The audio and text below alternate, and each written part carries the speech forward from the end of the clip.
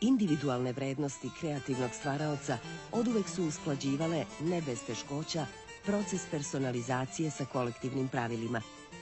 Umetnička i intelektualna pozornica nudi nivoe i sfere analiza koje se ponekad teško mogu izmiriti i uskladiti kao regionalni, estetički, epistemološki ili kulturni okvir.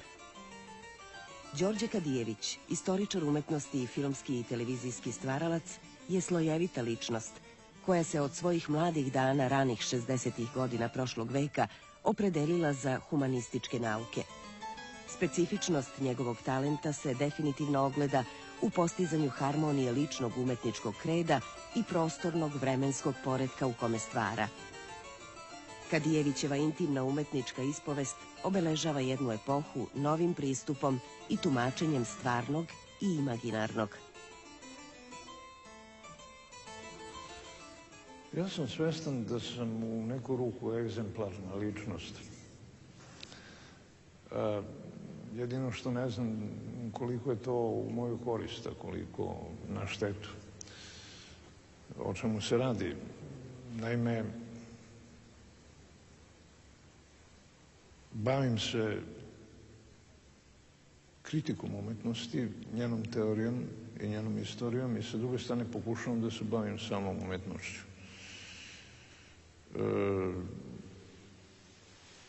Takvi pokušaji u sredinama kao što je naša zaista predstavljaju svojevrstan egzemplar i donose određeni rizik. On čak ponekad poprima i groteskne razmere. Nije bilo jedanput da sam se osvjedočio kako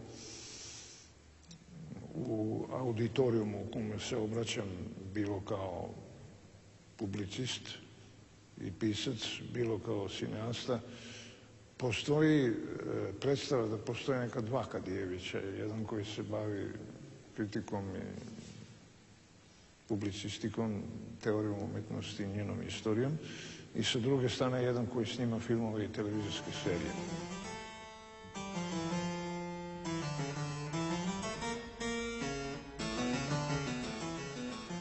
Danas je sve više u svetu ljudi koji posao sličan mome,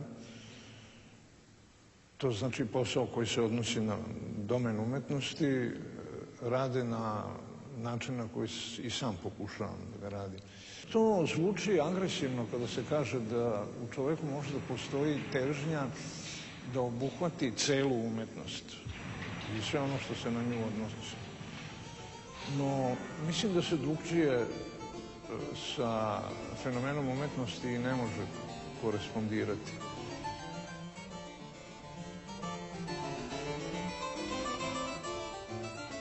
Što se tiče životnog opredeljenja za jednu profesiju, ona se u embrionu javlja još u mladosti. Znate, čovjek je na neki način genetski upućen prema određenoj vrsti delatnosti. Druga je stvar koliko on ima mogućnosti da realizuje te svoje afinitete i težnje, opredeljenja. Tu naravno uvek postoje teškoće za mlade i potpuno anonimne ljude. Ja sam prihvatio da pišem kritiku za NIN, gotovo šokiran, iznenađen, još uvek mlad, tako reći, tek izašao sa fakulteta i odslužio vojsku. I postao sam svestan da sam eto promovisan za trećeg kritičara NIN-a. Prvi je bio Miodrag B. Protić, drugi moj profesor sa katedre istorije umetnosti Laza Trifunović, a onda sa nekim manjim prekidima zbog snimanja filmova bio sam to ja. Taj posao sam prihvatio sa afinitetom, jer to je odgovaralo onome što sam ja učio na katedri za istoriju umetnosti. Moja tema je bila jugoslovenska likovna umetnost 20. veka. I kada neko diplomira na toj temi, onda logično ima pokriće za to da se bavi tom oblašću, podrazumevajući naravno i kritičku recepciju onoga što se u toj oblasti događa. Da kažem odmah da sam na samom početku osetio teškoću bavljenja kritikom. Znate, kritika je nešto posebno, znate. Vi i u teoriji i u istoriji umetnosti uvijek imate nekoga iza sebe, znate. Možete se osloniti na nečije sudove, na neku lektiru, na neki kontinuitet, ali kao kritičar vi se osjećate kao vojnik u jurišu koji prvi upada u osvojene rovove. Dakle, ja sam bio svestan da sam izložen jednoj svojevrsnoj opasnosti, znate. Da se snađem ili ne snađem u tom nepoznatom prostoru apsolutno sinhronog stvaralaštva. Stvaralaštva koje nastaje u tom trenutku, o kome još niko ništa nije rekao. Stvaralaštva koje ja moram promovisati sa punom odgovornošću. To je ono što je najteže u bavljanju kritikom.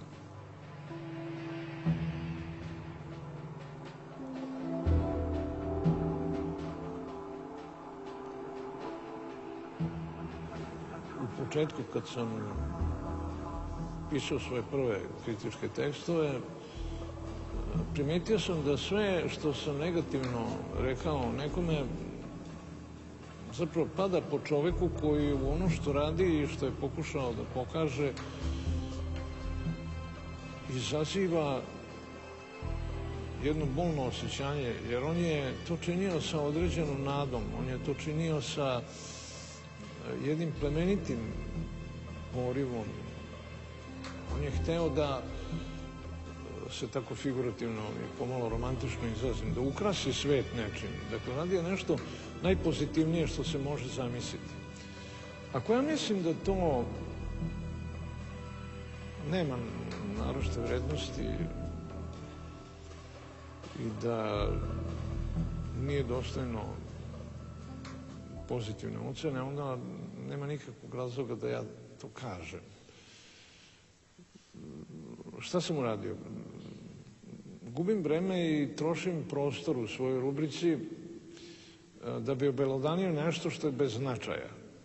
A sa druge strane nanosim bol jednom čovjeku koji očekuje nešto sasvim drugo.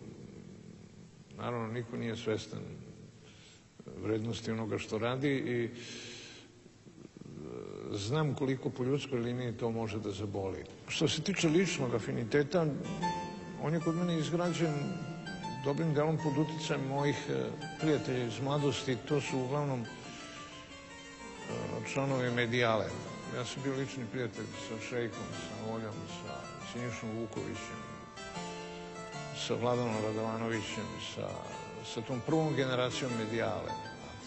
Zatim i sa drugim generacijama. Imao sam jednu izgrađenu genetsku vrstu afiniteta prema onom fenomenu koju je Šejka nazivao integralnom umetnošću, a koja u simplifikovanoj formi može da se krsti kao umetnička fantastika. Dakle, jedna vrsta slobode koja dopušta egalitet između faktografije, reizma i imaginacije. Ali to je moj lični afinitet. S druge strane, vreme u kome sam se zatekao imalo je i drugčiju estetiku, znate. To je bilo upravo vreme 60. godina kad je kod nas prodilala u snažnoj plimi visoka moderna sa evropskog prostora, oličena u talasu takozvane lirske apstrakcije, poznatije pod popularnim nazivom informel. Ja moram priznati da intimno nisam imao veliki afinitet prema likovnoj apstrakciji, iako je nimalo ne podcenjujem. čisto teorijski i objektivno ne pravim nikakvu razliku između figuracije i apstrakcije. Ali ako govorim iz srca, ako govorim po afinitetu, ja sam najzad čak i po ubeđenju apsolutno na strani likovne figuracije, jer ona ima upravo taj fenomen integralnosti u sebi. Dakle, strukturu plus iluziju. Ali ja sam morao donositi sudove, javne sudove i o apstraktnim slikarima, posvećivati ih, čak se veoma sprijateljiti sa mnogima od njih i savladati u sebi taj intimni poriv prema nečem drugom. I to je bilo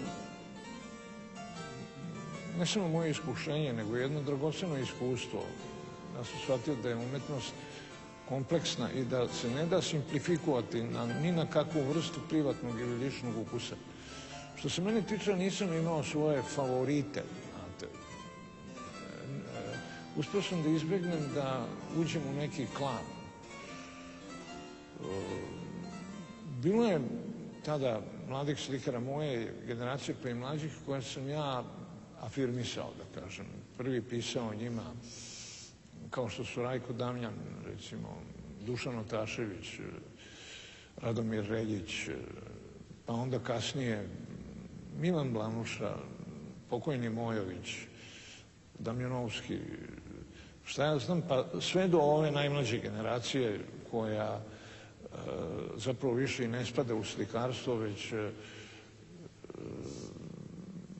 favorizuje jedan trend koji se popularno naziva nova umetnička praksa.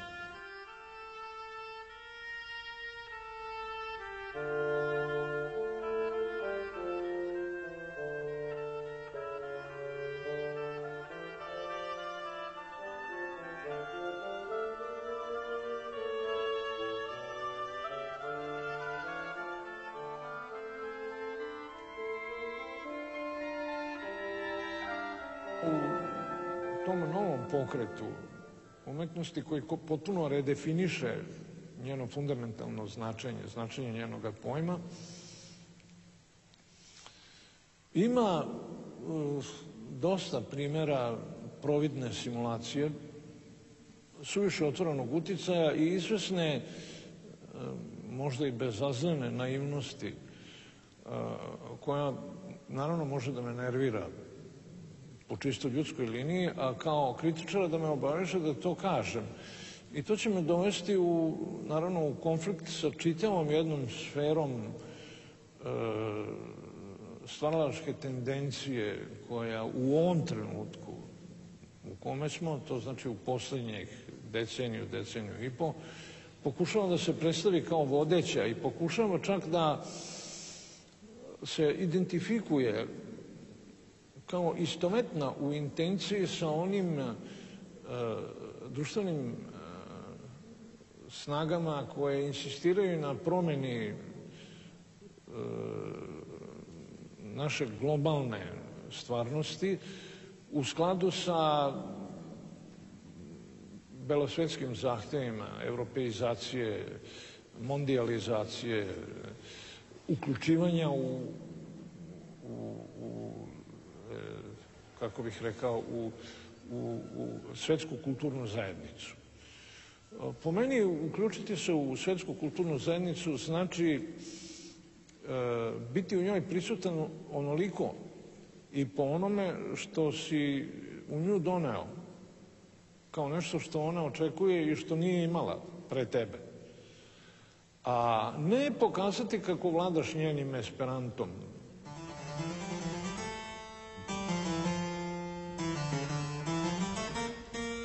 Nije prošlo dugo od kako sam počeo da pišem u Ninu, a onda se pojavio, kako smo ga mi zvali, Petko, koga sam ja znao kao hronični posetilac kinoteke i kao fanatički ljubitelj filma, kao čovjek blizak kinoklubu u Beogradu, u kome je Petko bio jedan od osnivača i upravo vojnika, da bi onda od njega čuo mišljenje i ocenu, kao navodno, on je stekao utisak da sam ja u nekakvoj dispoziciji rođeni filmski reditelj. I naravno ja sam bez razmišljenja ušao u avanturu sa njim i mi smo snimili prvi moj film, Praznik, negde sredinom 60. godina. Ocenjen je taman tako da je meni omogućio sledeći filmski projekat, ovoga puta za najveću kuću u tadašnjoj nam otadžbini Jugoslaviji, u Avali filmu. To je bio moj sledeći film, Pohod.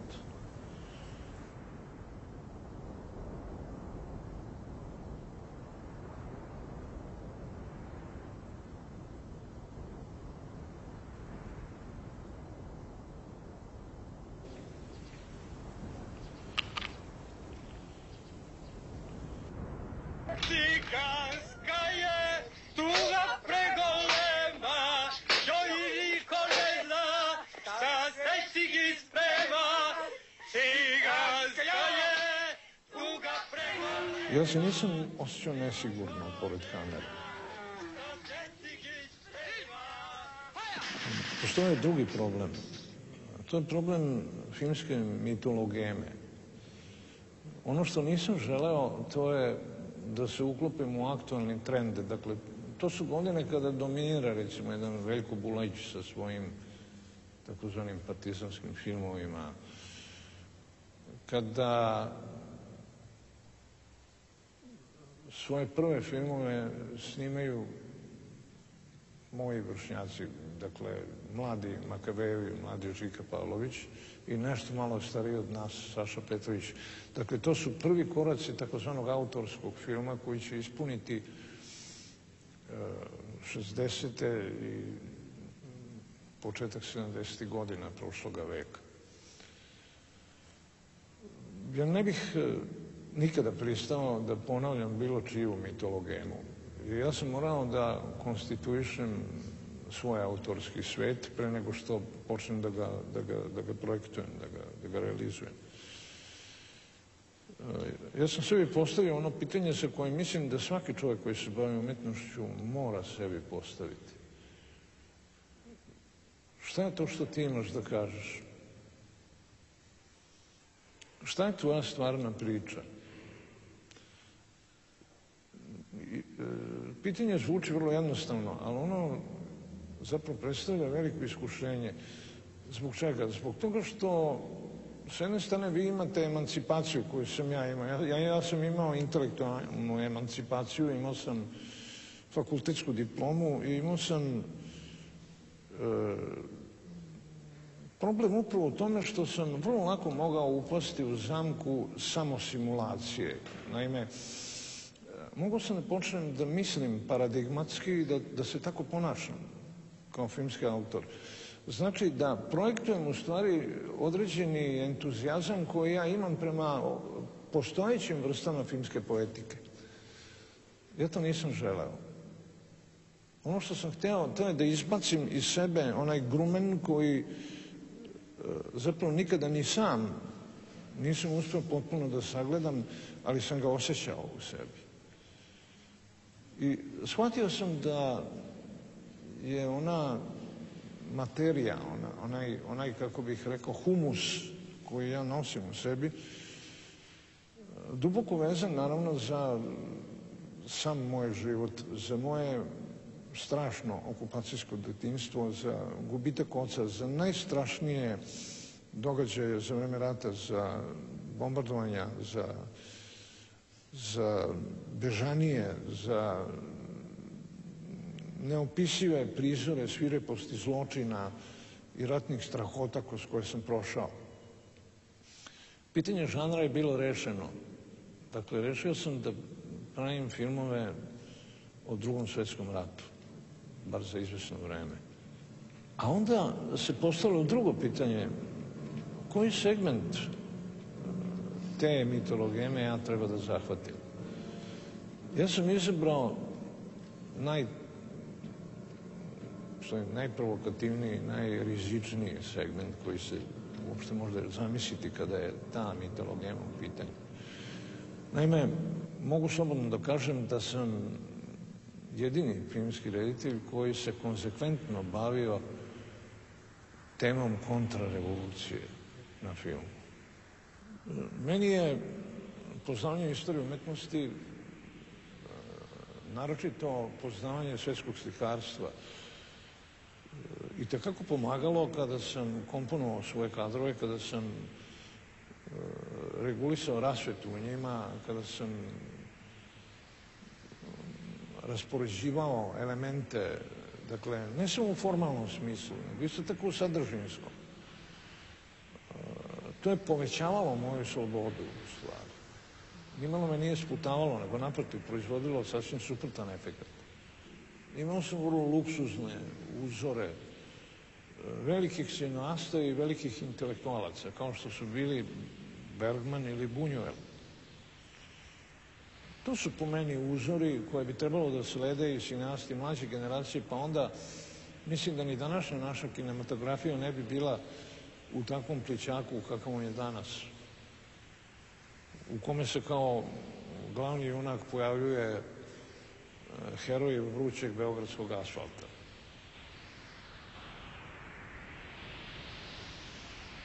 Kada je autorski film, koji je po mojoj proceni, ne samo po mojoj, nego već pomalo po istorijskoj proceni, dao najviše jugoslovenskoj kinematografiji, dao ono što neće dati ni kasnija Praška škola, a još manje ono što dolazi posle Praške škole. Mi koji smo ostali nekako bez podrške domaćeg fonda za kinematografiju, kada smo izgubili vezu sa producentima koji su se i sami našli u dilemi posle niza incidenata protiv takozvanog crnog talasa i svega drugog što je karakteristično za te prilike, ja sam tada napravio jedan potez, jednostavno preorijentisao sam se prema televiziji. Moram reći da to nije bio znak nekog oportunizma. Znate, mene je televizija uvijek privlačila iz jednog razloga koji je, čini mi se, razumljiv. Ona ima ogromnu moć komunikacije. Čak veću nego film. Vi možete napraviti dobar film koji će za godinu dana gledati recimo nekoliko stotina hiljada ljudi. Ali vi samo za jedno večer možete recimo premijerno imati nekoliko miliona gledalaca na televiziji.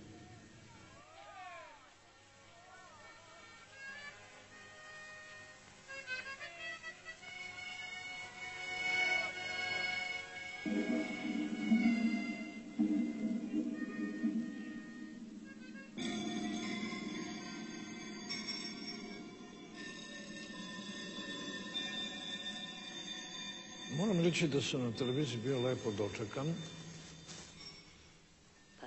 Kao prvi ili kao jedan od prvih profesionalnih filmskih reditelja koji je počeo da radi program za televiziju. Problem je u početku bio samo oko, da kažem, jezika kojim sam se služio. Naime, meni nije odgovarao način studijskog snimanja.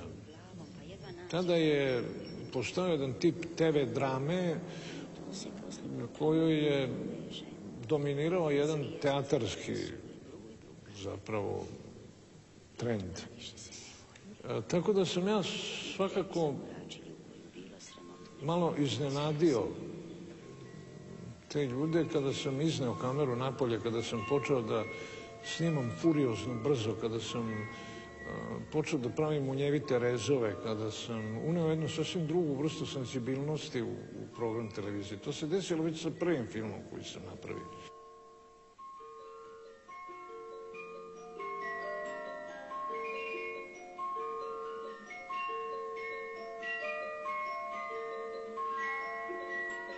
tada se ponovo predamnom postavilo pitanje, da kažem, žanra. Znate, šta da radim za televiziju?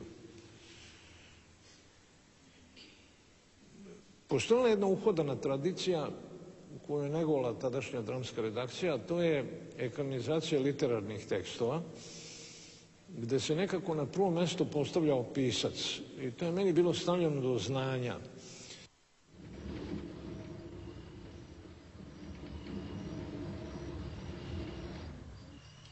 Prihvatio sam da vršim ekranizaciju literarnih dela, ali sa punom slobodom.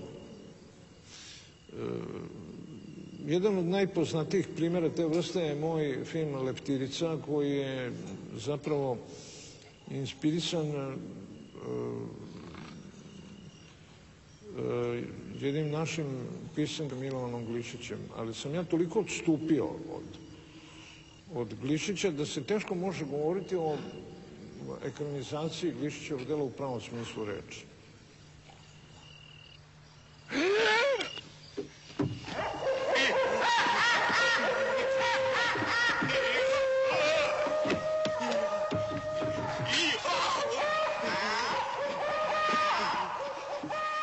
Ona vokacija koja meni najviše odgovara, to je istorijski žanr. Prvo, jer ja sam po školskoj naobrazbi bio istoričar i znao sam istoriju. Poticao sam sa jedne istorijske katedre Beogradskog fakulteta, čiji profesori su bili Ostrogorski, Radojčić, Miloš Đurić i drugi. I bilo je sasvim razumljivo što sam se ja u tom žanru osjećao veoma autentično. No, moje shvatanje istorije nipošto nije bilo retrospektivno i, kako ih rekao, podešeno prema mentalitetu školskog programa. Snimajući istorijske filmove i istorijske serije kao što su Karađorđeva smrt ili serija o Vuku Karadžiću, recimo, ja uopšte nisam imao osjećanje da snimam neku prošlost. Mislim da je umetnost to čudo među svim drugim stvarima koje ljudi rade, koje zaista potire vreme i da nema veće greške koja se može učiniti prema istoriji onda kada se njoj prilazi na umetnički način, nego smatrati da ona zaista pripada prošlosti. Ja sam, poznajući slikarstvo i likovnu umetnost, vizualnu umetnost uopšte, znao da ima stvaralaca kojima leže male forme, a sa druge strane da ima takvih stvaralaca koji su u stanju da budu produktivni u monumentalnim formama, u velikim formama. Ja nisam imao iskustva i nisam sebe testirao, nisam znao da li sam sposoban da osim jednog celovečernjeg filma napravim jednu veliku monumentalnu formu, jednu džinovsku istorijsku fresku kao što je serija o Vuku Karadžiću. I radeći tu seriju, ja sam samo na to mislio. Da li ću uspeti da je složim tako da ona ima tok, kontinuitet i da deluje kompaktno. Jer čovjek koji nema konstitucionalne pretpostavke da radi monumentalne forme, doživjet će pravu tragediju. Naime, on može snimiti taj materijal koji posle ne može da sastavi. Naravno, posle vas, gospodine Vasiljeviću. Vi ste prvi, gospodine generale.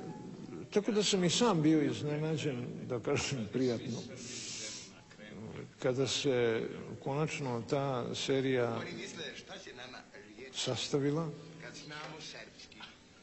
i kada se mogao osjetiti njen kontinuitet.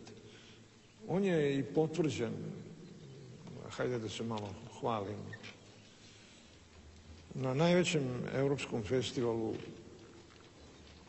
televizije u Rimu, na kome je ta serija 1988. godine dobila Grand Prix. I to spada među najveće nagrade koje je jugoslovenska televizija ikada dobila. Ako pamtim neki kompliment koji je meni upućen, od strane kompetentnih ljudi, onda je to taj da se moji filmovi mnogo bolje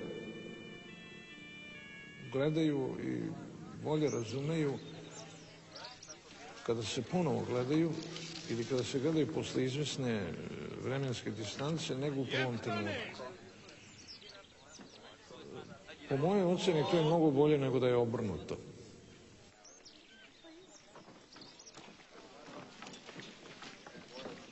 Jefane moj, Vučina!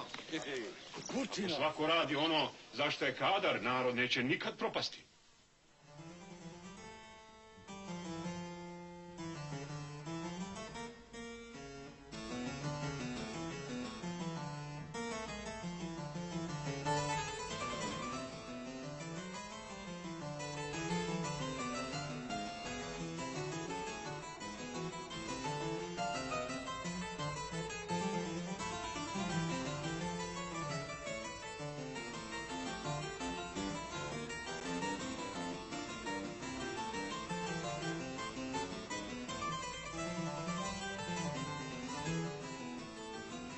Vidim da se moj život ponešto protegao. Čini mi se da već danas živim duže nego što sam mislio da će se to desiti. I svedok sam, živi svedok čitave jedne epohe. Epohe koja počinje posle Drugog svjetskog rata i traje do danas. Ako govorimo o likovnim umetnostima, mislim da se posle Drugog svjetskog rata u moralno-etičkom smislu čovečanstvo našlo u situaciji da sebi mnogo oprosti. Znate, već posle prve katastrofe istorijske koja se desila u Prvom svjetskom ratu pojavio se dadaistički pokret. Dadaisti su ozbiljno mislili da je ljudski rod posle jedne toliko velike nesreće kakav je bio Prvi svjetski rat pao na ispitu istorije i da on više ne zaslužuje nešto tako čisto i plemenito kao što je umetnost. I otud njihov decidirani defetizam. Odatle, iz tog osjećanja i ubeđenja potiče ono što danas zovemo fenomenom antiumetnosti. To nije upućeno perfidno i šta ja znam, maliciozno protiv umetnosti uopšte. Iza toga stoji duboko umeđenje da je čovjek u globalnom istorijskom kontekstu izgubio moralno i etičko pravo koje je imao među svojim precima u renesansi, u hrišćanskom srednjem veku i u antičkom svetu, da ima umetnost. Kao što znamo, posle tragedije Prvog svjetskog rata, čovečanstvo je sebi oprostilo taj greh i umetnost je produžila da živi. A onda se desila jedna još veća katastrofa, Drugi svjetski rat. I nije čudo što je tada, kada je sve bilo gotovo 1945. godine, nedavno preminuli veliki pesnik, intelektualac i ponos Poljske, Česlav Miloš, izgovorio onu čuvenu rečenicu koja možda najviše govori o našem vremenu. Zar posle Auschwitza i Hirošime još neko ima pravo da peva, svira, peva, igra, snima filmove?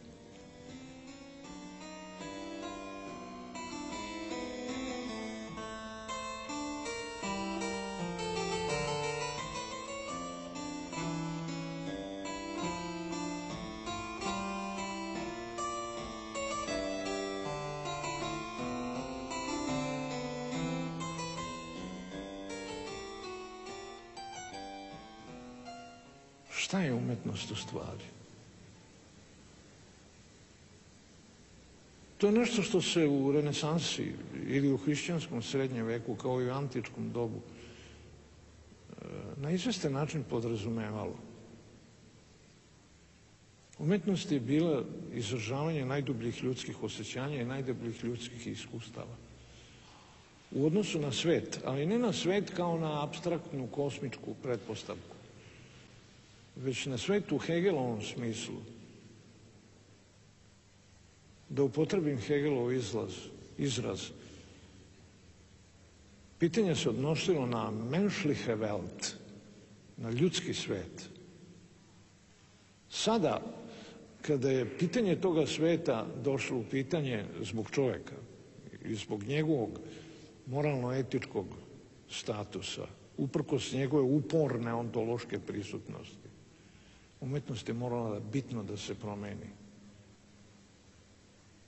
I otuda ta njena silna upitanost, otuda period ekstremne apstrakcije i otuda nastanak nove umetničke prakse koja zapravo tematizuje pitanje načelne mogućnosti umetnosti, a ne njenog estetizma i njenog metijerstva.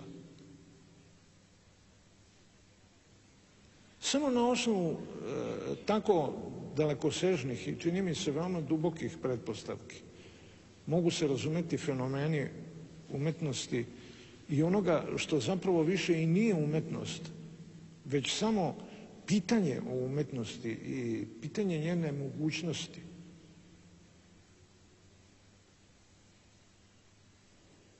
Znači nešto u ovom trenutku i sigurno da ima istorijsku vrednost.